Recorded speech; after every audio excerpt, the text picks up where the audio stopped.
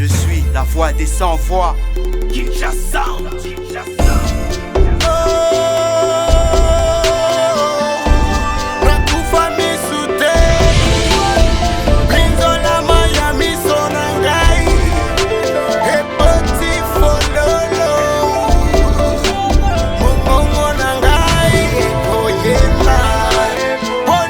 Dog Info. My name is Kapi Diangu and this is Revelation. Today we are receiving a champion. He's noticed by his strength, his technique, his charisma, and he's very persistent on the fight. He has only one option, is to win.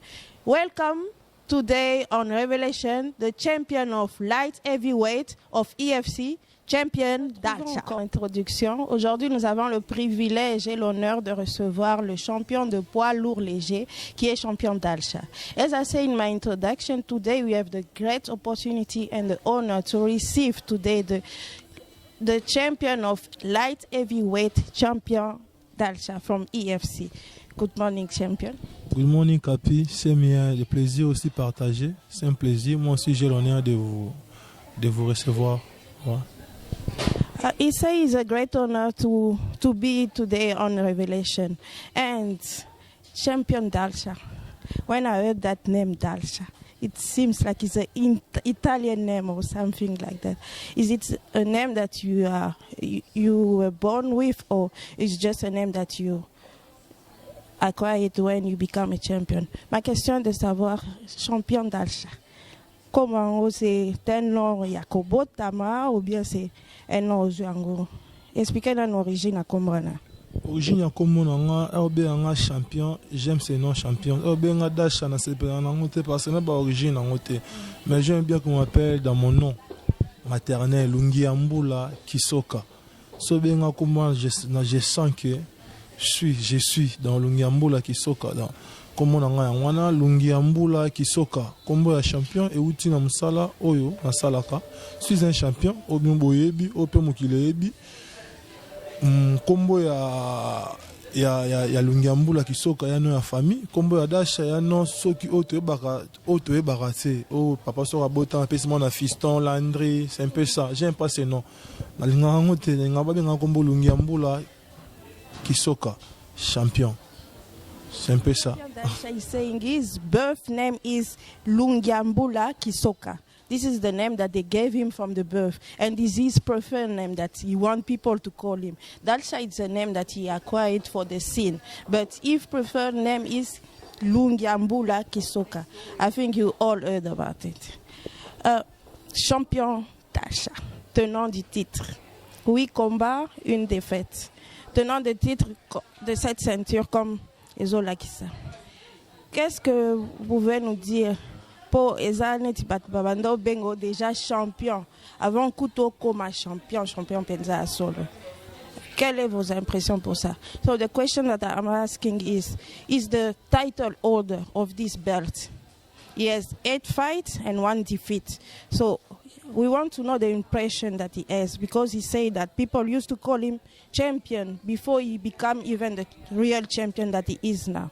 What are your impressions? Bon, c'est une longue histoire, mais non, mais comme on a champion, je l'ai réussi quand j'étais Benjamin, dans la compétition à judo. Vraiment mouké, la compétition à judo, c'était ma première compétition au Bundara à judo, dans Congo. J'étais Benjamin. Na ko bunda komba en tout cas n'est pas taka na ramo amke mais n'est pas taka ndé na bimaka champion ya Benjamin ya judo. C'est pour ça que comme moi n'étais là nga un ami ici Galipe je le salue, il s'appelle Gelor Kilanga. Inde aila nga selinga mouchoir de tête a commis champion. Parce que comment on peut etika nga libela et tous les gens m'appelaient champion etika là. Donc j'étais champion, en plus et soutaranga dans Ekolaranga, chaque fois que je me battais, j'étais toujours champion. Donc champion à le roi Komba Mulongi, le premier, c'est un peu ça. Donc Etikalanga ti de Libela, donc champion. Donc tout le monde m'appelle champion. Des Outa depuis Congo, ti pays dans l'Afrique du Sud, pesant dans la Missa. Donc je suis un champion, je suis un vainqueur. C'est un peu ça. The name of champion come from his childhood, because he has done judo in his childhood, and most of the fight that he was doing, he was he was keep on winning them. So this is where the name of champion come from. It's not something that started today. It's something that he has started from his childhood, and it keep on accompanying now. And it's showing now that he is the real champion, as the title is showing. Ok, champion, comment se fait-il que avant Obunda ça a tant ébélé, presque une année, l'adversaire Bazoumoulanate. Est-ce que c'est un bon signe ou bien mauvais signe pour la carrière now? We want to know that why champion is taking long before he get a fight, almost a year. Is it a good or bad sign that you're taking so long before you get a fight? Bon, ça vraiment bien été pour la carrière, pour la carrière sportive. Ils ont un peu freiné si vite dans le sens où on a moins de combats. Mais pourtant, la normalité à combat, au cours d'une année, je peux avoir 4 ou 5 combats, la normalité à combat. Bon, et ça, au cours d'une année, et ça, dans un combat encore. Et ça, suite, il y a fédération, et ça, suite, il y a organisation, et ça, suite, il y a athlète, il y a compétiteur, il y a adversaire.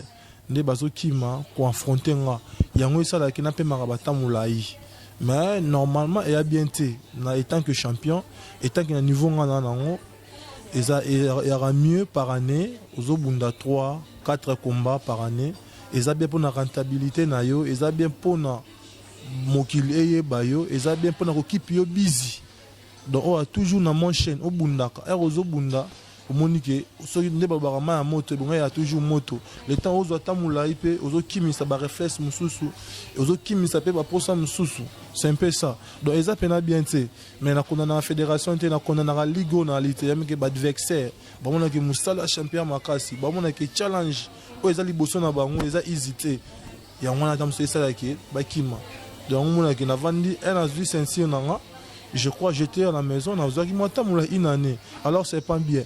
Ne pression et que nagi na fédération ne bageno lukelanga adversaire non Afrique awa mais ce gars vient du Japon aza français mais dans la fédération Japon ne ayaki c'était la première fois na défendre des ceintures na ngai ne naki na défendre des ceintures donc pour na nga na roloba eza bien té pour na nga pour na carrière na nga moko donc c'est pas bien c'est un peu ça.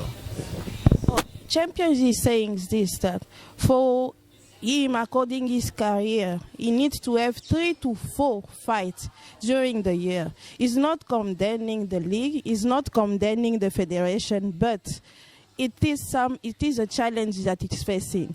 It seems that people are more afraid to fight him. Maybe comparing to his strength or something like that, but people are more afraid to face him. And he says also that he has waited almost a year to defend the belts that he has now, and it adversaries to come far from Japan to come and face him. So it's saying that it's not really good for his career, but he don't really have a choice. And champion d'Alcha, votre dernier combat, l'adversaire now, Alain Baudon. Le combat est salika à 26 secondes. C'est un adversaire où on a joie défaite. Il n'a eu que des victoires. Mais comment se fait-il que Erabundi, la championne d'Acha, à peine 23 secondes KO? So I'm asking that champion d'Acha, this last fight that you had with Alain Baudon, it is a fight that lasts almost 23 seconds only. So I want to know which kind of strength that you have, because it's someone that never had a defeat. He was keep on winning, but he's facing champion d'Alcha and he's KO. What was your impression of that fight?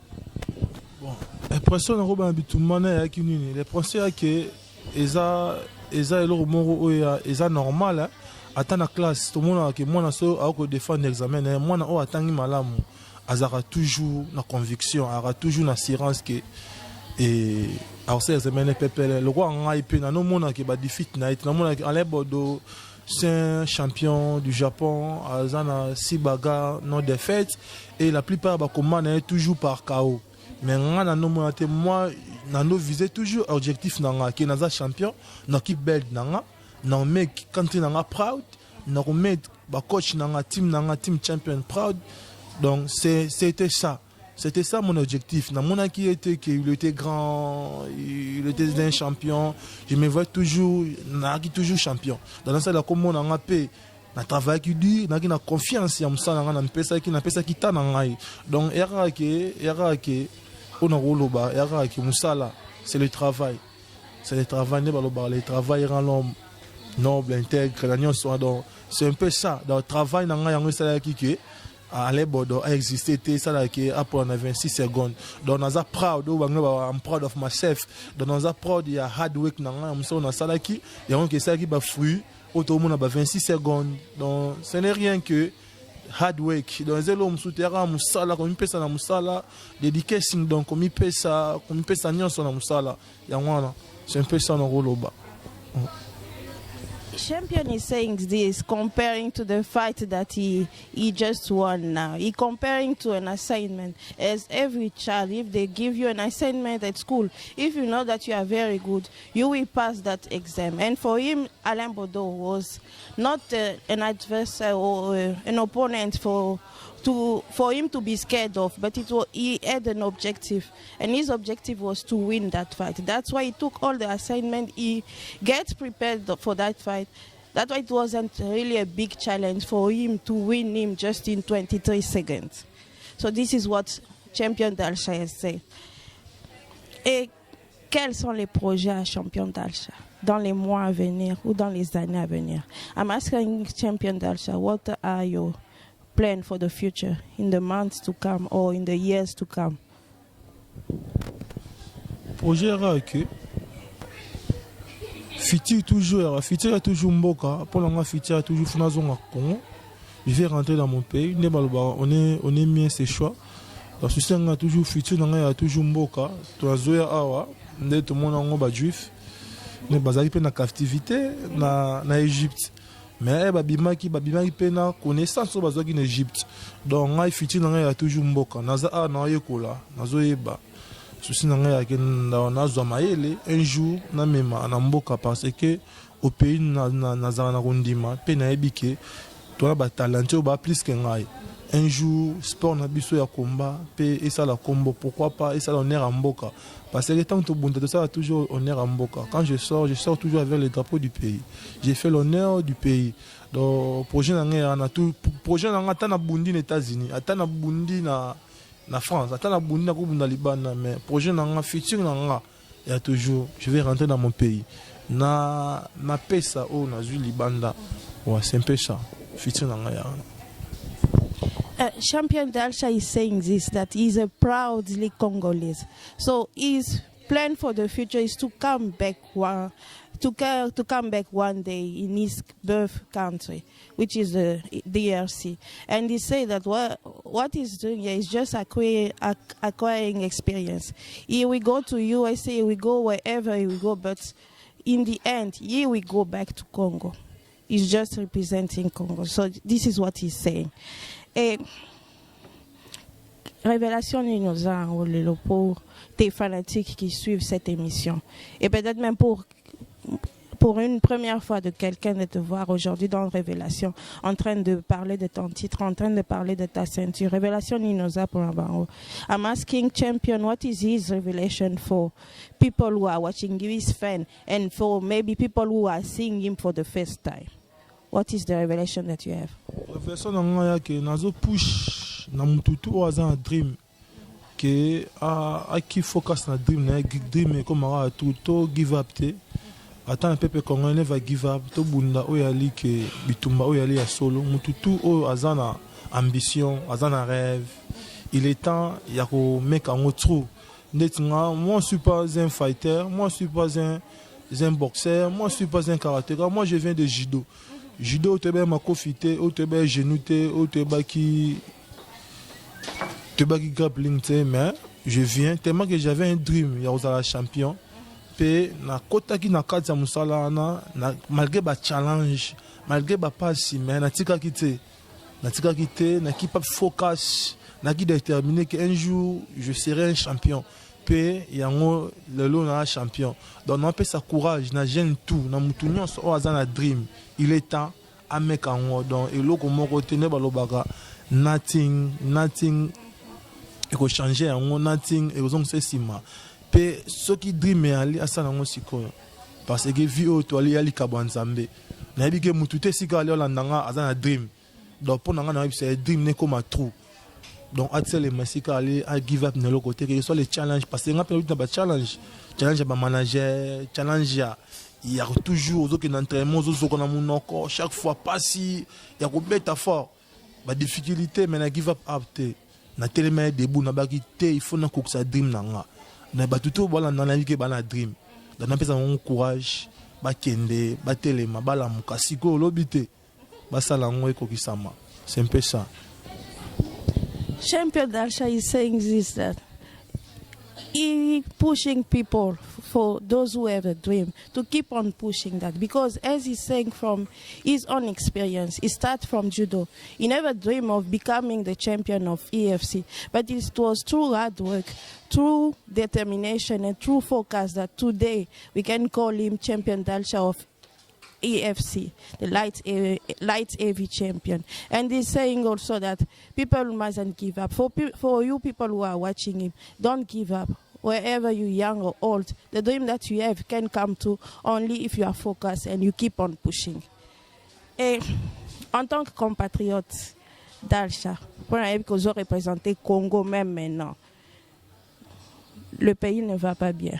La politique, socio-culturelle, religion, presque tous les domaines ne va pas. Yo en tant que sportif, message ni nos I'm asking Champion Dalsha as he representing Congo, he's a proud Congolese. What can he say about his birth country, which is DRC? Because nothing is working there. The politics, the socio-economical system, the religion, everything is down. What can you say as a sportif? En tant que sportif, dans le domaine de biso sport, on a rôle bas. Les Cambodgiens concernés biso nyonso. Donc, on a rôle bas que tout le maloko le loko moko. Ne ba lo baka li boko moko, li sapi moko sur longité. Donc, ils ont des politiciens karaté, ils ont des passeurs, ils ont des na battement de son lo pakala o ko ba aussi salikamba Congo eza une affaire d'état ils ont concerné mutu nyonso donc to sanga loko le loko moko poto bundela pona cause ya Congo on a senga toujours Congo nous avons besoin de la paix to ça pour ça kimia le kinyonso donc kimia le kisoza comme Tour Eiffel na mo donc kimia le kisoza comme Tour Eiffel na mulai donc souci na ya ke kimia neto bundela kimia so kimia ali eloko le kimia ali te dans un souci kimia na Congo kimia parce que tozonga to ne ko installer au tozui a on a libanda dans nos bundela kimia nous avons besoin de la paix le Congo a besoin de la paix please totalement to bunda avec intégralité to bunda avec conscience to bunda pour conscience à fiti total les loté pour les leka comprendre to bunda pour conscience ya fiti ba o ba liboso ba ta la fiti ya o e ba o bazoya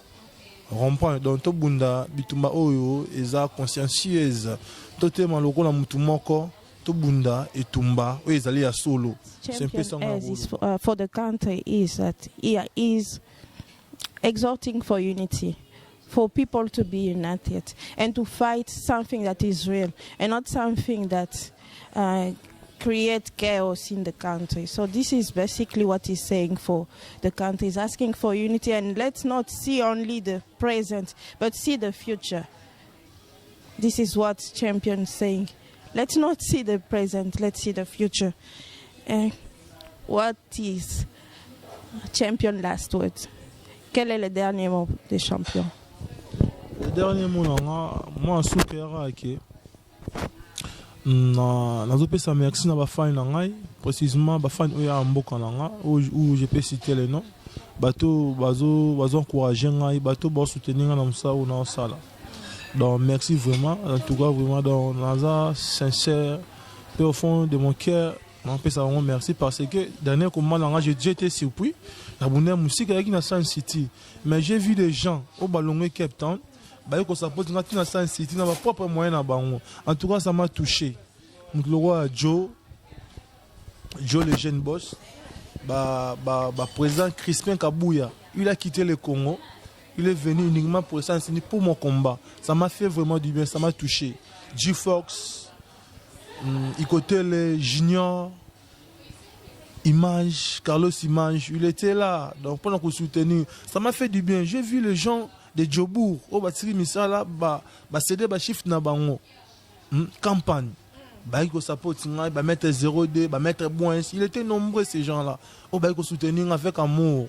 Donc ça m'a fait du bien. Donc sportif est synonyme de rancunier. Non, c'est pas ça. Sportif est ça. C'est pas dire que si tu es sportif, si tu es un champion, l'équipe sur la makasi. C'est faux. Et ça grâce. Et ça gift on zamba pesikatina. Donc c'est pas dire que tu es champion au bunanakage que yo l'équipe Bernard, ou l'équipe Tamboué, ou l'équipe Ngulubi na makasi. Non, c'est faux. Et là que yo suis grâce on zamba pesikatina yo. Il faut représenter soit net une biso de représenter mboka na biso le Congo, il représenter Congo dans domaine moko boye ya na la cage. C'est un peu ça. Donc ba mettre oyo bazo bunda dans nazo beta c'était na comportement na bango. Donc base exemplaire.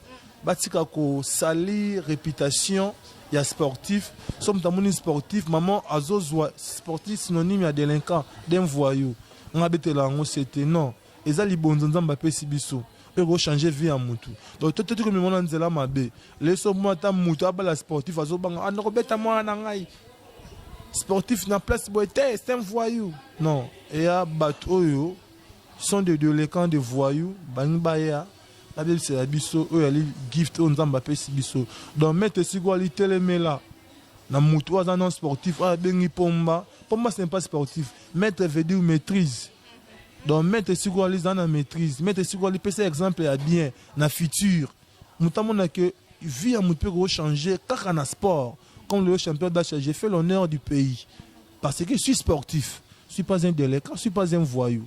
Alors, je dis stop, na bateau, on se base quoi abuser, comme on a biso, bazo biser, biso bas sportif, oh bazo na petit valeur na baon ko tchap on a biso bas sportif. Je dis non, stop à ça. Nous ne sommes pas des coulonneurs, non plus de voyous. Non plus au bango de brigands, non. Nous sommes des responsables, des intellectuels. Tout ça, nous sommes comme des docteurs. Nous sommes des docteurs. Comme le maman qui journaliste, c'est de même que nous, les sportifs. C'est un peu ça. Dans mon anga, merci à la famille. Merci à moi, merci à moi, Pépé Myriam, la fille sans tatou Zéblé. Merci à mes parents, papa Lunyambula. Mamani, Lunyambula, merci à Bafan dans Cape Town, Bafan dans Bazar de loin de Paris, partout dans le monde, on a champion d'achat. Dans Yabinoye, au champion d'achat, Bende Solo, Yaka, Yasikana chassé. Dans Moussala Issa Makaka, dans Tissiko, Jomoro Boabimi victime. Abeti Moutou na poilou, Abi aussi champion d'achat. Dans Nazo Zelaye, donc Yamtema Rofongama. Nako bete l'issou sous Makasi. Romba na robete makasi campagne bana jobu abi jobu smackdown venanga Gilembala et sikali na sepelaki petit Jésus na sepelaki na non ya mbe biso.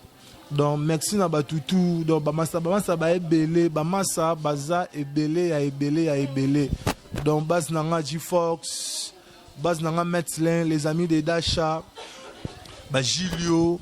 Dans les sokapi ba massa baza ebele ya ebele donc moko denga na tanga kombezo ya te dans ce junior la statue de la liberté donc on a ba mettre sous les ba mettre 0D parce que j'ai aussi de vieux au ba congolais ba kambaranga donc ba mettre sous les ba mettre 0D DJ Elweb international muta kamba Joe le jeune boss au capitaine zone di mamutambo on a mené to et petit nanga Joe le jeune boss et si kali ba respect belé il côté les prêtres. Donc, respect belé, donc base à Metzlin, base à Cape Town, base à Belleville, donc respect belé. Venanga Crispin Kabouya, si Kali donc veut sur reconnaissant, donc merci belé. Donc c'est un peu ça. Donc Congo together, Congo bomoko, Tili Fobo, Yangwana. Wow, champion is a long last word, but what I can say that he have emphasized on is from the fight that he was very surprised to see people, not only from people away, because if the fight was very far in Sun City, but he was very grateful to see people coming from far just to support him. And he also sending a message out there for people who are making that image of image of people who fight, a dark image, is sending the message to say that people should respect the work that he's doing, as someone can be a doctor, as someone can be a professor.